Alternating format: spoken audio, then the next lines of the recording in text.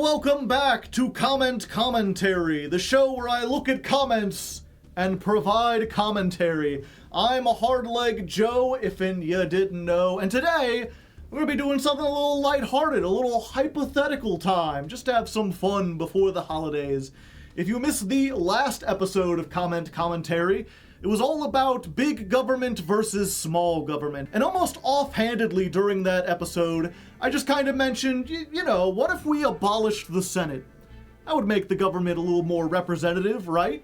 And that got quite a few people talking. We received several comments, people just sort of asking, how would that work? What are your thoughts on representative government in general? If you want to pause and read the comments, you can. They're both pretty nice. They're both pretty friendly. But I'm not going to be responding to them specifically. Instead, I'm just going to kind of use this as an excuse to make part of a video that I always wanted to make, but it was always moved to the bottom of the list because it's a hypothetical thing. It's not very practical. It's more of just a what-if scenario.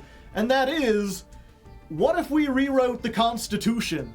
What if we made Constitution 2 updated for the modern day? You know, added some stuff, removed some stuff, changed some things based on, you know, the 200 plus years of global democracy that we have to draw upon. You know, we've learned a lot of things since 1776. I think we're past due for an update. As for what I would personally change, the short, long answer is a lot. There's a whole lot of stuff I would change. Again, I could make a whole video about this. I could spend an hour just sort of theorizing about different systems of government. I think that would be really fun, but I want to focus in on one particular aspect that I think is really outdated, and that's the idea of local representation, of geographic-based representation. The idea that people who live near you are best suited to represent you. Which is something that's so baked into almost every democracy that I think most people don't even consider that there are other options. And I think that was an idea that worked really well when the Constitution was written. You know, back in the 1700s, if you wanted to travel from one state to another, that meant getting on a horse and riding for 2+ weeks on unpaved roads through untamed wilderness and hoping you got to your destination. You know, the states were truly states in the classical sense. You know, they were almost like different countries. And even if you just wanted to communicate between states, the fastest way to do that was to write a letter and then give it to a guy who would ride for 2 weeks on a horse through the untamed wilderness. You know, it's, I think it was CPG Gray who said back then the fastest internet was a dude on a horse. And as a result of that, two things are true. One, the states used to be much more culturally unique. You know, every state was kind of its own little thing. They didn't cross-pollinate a whole lot. And two, the economic interests of each state were kind of like self-contained depending on what that state had, like geographically. Like, if you were a coastal city that specialized in fishing, that was kind of what you had. Everyone in that town, everyone in that area kind of focused on that. You couldn't work remotely, you couldn't commute. Same thing with mining or river trade or lumber. Whatever you had, that was your focus. And as a result, even if you had like a different job, even if you were a merchant, you were a merchant who worked in a town full of miners or full of fishermen, and that would change how you viewed like business relations. So it made sense back then to have local representatives, to have people who understood what it was like to live in Florida or Georgia, because those were very different places with very different needs and desires. But these days that's not true, right? Like, you can just get in your car and drive from one state to another in like an hour. You could go across this whole country in a matter of a couple days by car. If you take a plane, you could be there in an afternoon. There's global shipping. You know, even if I make a product in my home here in Missouri, I have the ability to ship it out to people all over the world. Me as an entertainer right now, I'm talking to people all across the country. And as a result, the state lines really just become arbitrary. They're just lines on a map. Like, if I look at my neighbor who's a construction worker, even though he lives across the street from me, his economic interests and his cultural interests are completely different from mine. The fact that we have like global mass communication means that culture is kind of homogenized. You know, we all see the same Disney Marvel movies or whatever. And we may think different things about the quality of those movies, whether or not they're good. We may have different ideas about, you know, if it's woke or not. But that has nothing to do with where we live geographically. You know, there are just as many woke people in like Alabama and just as many anti-woke people in California. We like to think of these states as having like homogenized views, but everyone's just kind of different.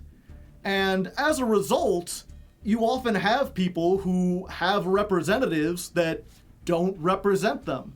I mean, that's the whole problem with gerrymandering, right? Like, when you draw the district lines based on geography, you can find people who have similar interests and basically split them in half. Put half of them in one district and half of them in another, so that, you know, neither of them have a majority, even though they're a huge amount of people. So I think the solution to that, if we're making Constitution 2, is to just do away with that whole idea. You know, why have it based on geographic location? Whether it's the Senate or the Congress, why carve people into districts based on where they live? Because where they live doesn't really matter all that much with how much we can move and communicate with how different our interests are. So the question you may have is, okay, if we're not going to divide it up that way, how do we get our representatives? What do we use as like an arbiter to lump people together? And I already kind of hinted at it. It's your job. What you do is a profession.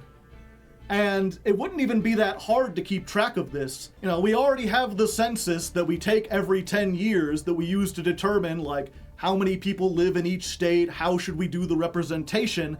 And one of the questions asked on the census is, what is your job? What kind of profession do you have? And the government divides those into, I think, like 30 or 40 categories, almost as many as states as we have. So, you know, very convenient there.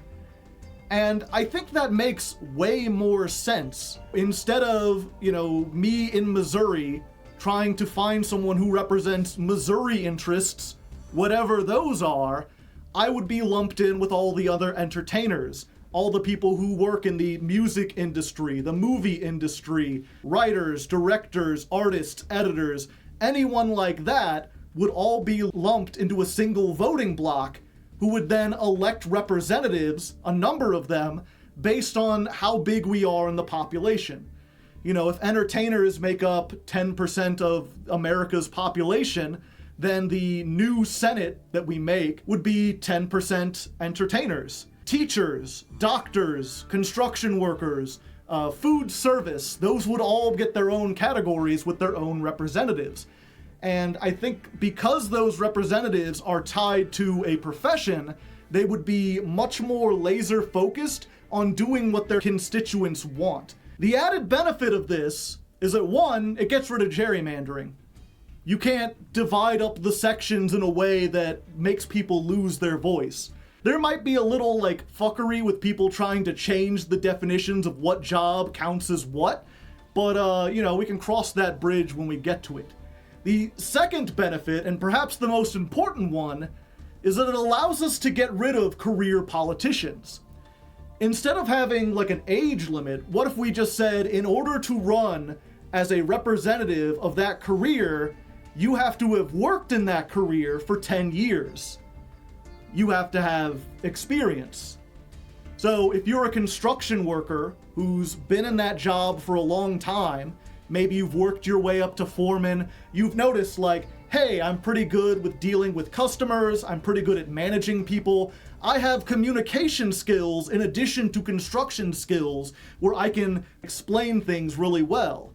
Maybe instead of trying to continue to climb the ladder there, you can make a lateral move and run for representative of the construction workers and try to convey their interests to the people in Congress.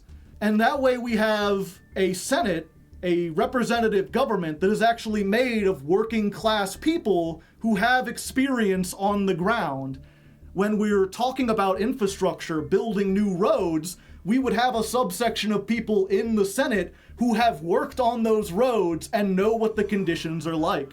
When we're talking about education, we have a bunch of former teachers who are now senators who can tell you what on the ground conditions are like when we're educating and formulate policies that are influenced by other educators telling them, here's what we need.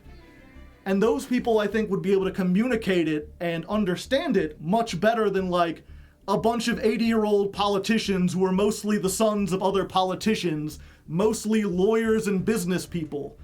You know, how many times have we looked in on Congress having a hearing about copyright law and no one up there understands anything about it? Wouldn't it be great if like a bunch of former entertainers became representatives for the entertainment industry? And then they could go up there as people who have dealt with and navigated copyright law and help forge a law that makes sense for how their business works. I think that would be game-changing. I think that would be an amazing way to redo the system for the modern day.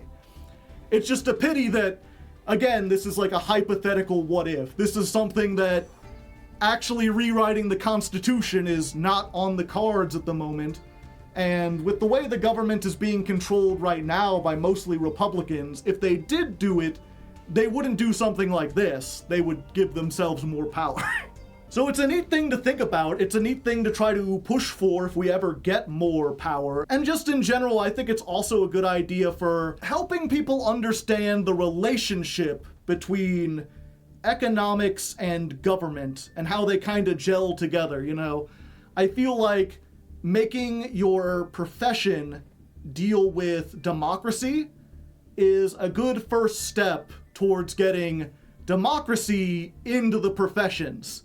You know, getting economic democracy somewhere down the line where it's like, yeah, maybe our bosses should also be chosen democratically. Maybe we should elect them instead of just having it be whoever's son inherited the company or whatever. And that's just one idea, you know. It's also worth mentioning, I was considering like, well, we could keep geographic location and just divide it up by like actual population, you know, expand the lines of the states so that they aren't arbitrary. A state like California would be divided into like 15 states or something like that. But then several other states like Idaho, Montana, both the Dakotas, those would all be amalgamized into one state. Maine, Rhode Island, Vermont, all of those northeastern states would be kind of combined into one super state because they don't have that much population. There's also the idea of dividing it by age, you know, making the generational markers official so that boomers elect other boomers and the amount of like 60-year-olds in Congress reflects how many 60-year-olds there are in the country. And that way we wouldn't have to worry about term limits. It also gets rid of gerrymandering, and it makes sure that like some young people, some fresh blood is getting into the government by basically saying like, yeah, all the 20 to 30-year-olds have to hire someone who is also 20 to 30 years old. There's a whole bunch of ideas there, you know, and as always, I leave this open to the comments, whether you want to talk about my idea with dividing it up by jobs specifically, or you have your own unique ideas, or you just want to do some what-ifs about redesigning the Constitution in general. What's important to you? What would you want to change? Go ahead and put that down in the comments. For now, I think I'm going to end it off. If you like this, make sure you do like the video. You know, this is a small channel, still trying to get some traction. Go ahead and subscribe if you want to see more of these commentaries. And until next time, have a good one. Stay safe out there.